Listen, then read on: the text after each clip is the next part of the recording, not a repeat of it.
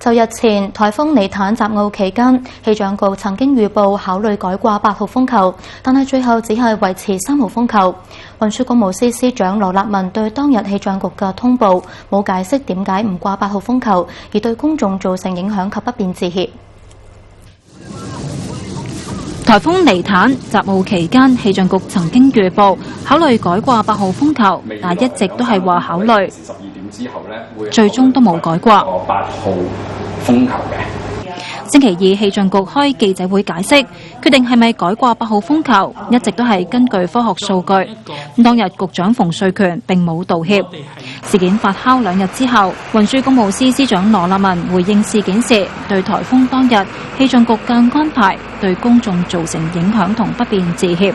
我首先要對澳門嘅市民同埋澳門嘅居民咧講一個對唔住，因為有2個方面咧，我哋係做得唔足夠。做唔係唔足夠，係做得唔好，所以做得唔好咧，呢個真係要道歉同埋對唔住。第一樣嘢，我覺得我哋做得唔好咧，我做得唔足夠，係曾經咧我哋話過咧，有咁嘅可能咧，擺8號，慢慢冇擺，幾時冇擺咧？我覺得我哋嗰啲部門咧應該有一個解釋。呢個就係我哋做錯咗、做少咗，對唔住。佢承認同市民嘅溝通同信息不足，令市民嘅期望有落差。第二樣嘢我都覺得我哋做呢度係少咗，冇做錯，但係做少咗咧係個溝通嘅問題。我哋係同市民嘅溝通同埋嗰啲信息係唔足夠，因為處理呢個期望係處理得唔好。因為我曾經我哋出咗個俾咗呢個期望話擺8號，慢慢冇擺，我哋係應該解釋，所以呢樣嘢係做錯咗。佢話決定係咪掛8號風球係局長嘅職權，而氣象局日前嘅記招只係技術層面解釋數據。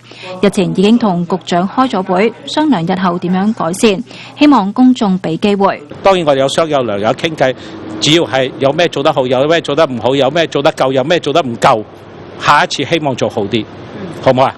好，俾個機會我哋 ，OK？ 對唔住啊，唔該晒，唔該晒。澳廣視記者高連文報道。而氣象局局長馮瑞權話：今次事件的確有檢討空間，以及同市民嘅溝通不足，並向公眾致歉。第一，我哋俾咗個期望值市民，而我哋係冇好好咁向市民解釋翻我哋改變嘅原因，咁所以變成咗我哋提供嘅資料有所不足。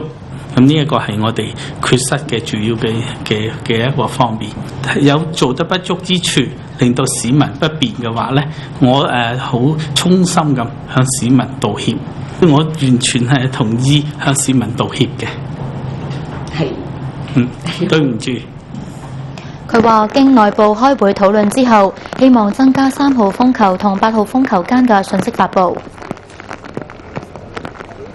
早前尼坦襲澳，氣象局曾經預報考慮改掛8號風球，最後只係維持3號風球，引嚟社會迴響。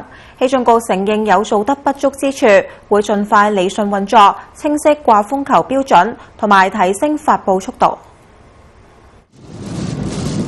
尼坦襲澳期間，氣象局根據科學數據決定維持3號風球。本台時事節目《澳門論壇》探討有關問題。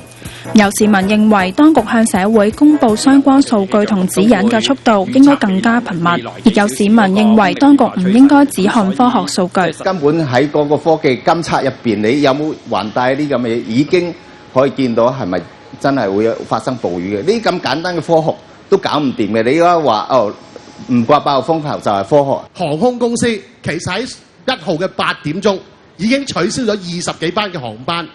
其實佢哋都係因為點解咧？佢都係以一個居民嘅安全為首位。作為氣象台咧，係之後佢所有嘅決策咧，係唔係淨係科學數據？我對於公務員嘅運作我係表示明白㗎嚇，因為嗰個佢喺某方面做決策嘅時候，佢考慮其他嘅因素比較多嚇。咁呢個我係表示明白係理解佢個因素嘅。氣象局解釋，決定唔掛8號風球係由於當日凌晨時分，尼坦風力有減弱，承認有不足之處，會盡快完善相關嘅法律法規。預計會掛8號，最後冇掛嘅時候嘅解釋不足咧，咁呢度承認我哋係承認係有一啲做得唔好嘅，咁呢度我哋未來會積極去改進啦。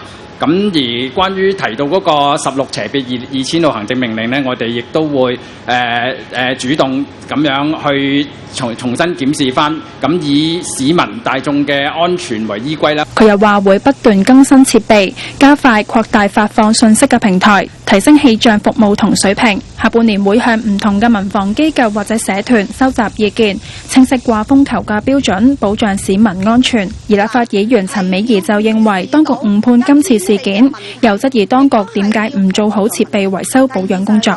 肯定我諗問細路仔都知啦，點會唔影響你個數據啫？其中一個點已經冇咗數據，肯定係個數據嘅已經係出咗一啲問題，係一定唔準確。呢16年呢，起咗好多高樓啦，填咗海啦，呢啲有冇考慮嘅因素在內呢？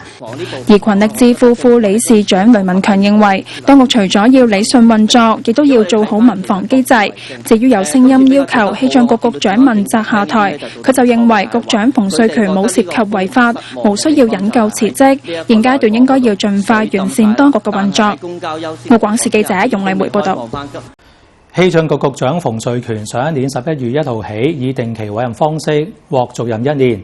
運輸工務司司長羅立文話：未決定係咪同佢續約。係咪已經批咗佢即係續約啊？續期啊，已經係。我都唔知佢幾時到期。佢會唔會繼續做局長啊？咁我未決定，我點知點答你啊？另外，對於益農換地調查報告，工務局局長李燦峰話：當年益農換地個案未有完成，目前當局要按照報告內容做好後續工作。又話有關紀律同行政調查並非由佢所屬嘅部門去做。